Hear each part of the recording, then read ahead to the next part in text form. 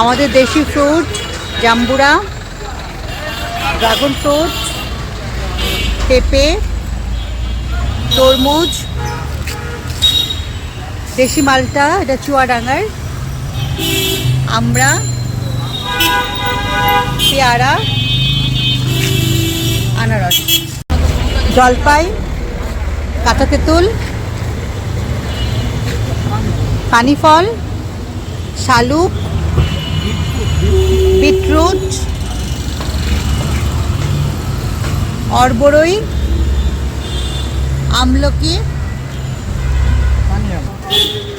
পাইনা গোটা, চালতা, টকপাতা।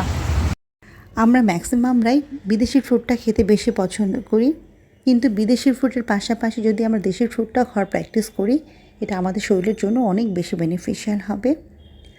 আসলে দেশি ফ্রুটের পুষ্টিগুণ অনেক বেশি এবং দামটা অনেক সাশ্রয়ী। তো আমরা সবাই দেশি ফ্রুট খাওয়ার প্র্যাকটিস করব এবং আমাদের বাচ্চাদেরকেও দেশি ফ্রুট চেনাবো এবং ওদের খেতে এনকারেজ করব। আজকে এ পর্যন্তই। আল্লাহ হাফেজ।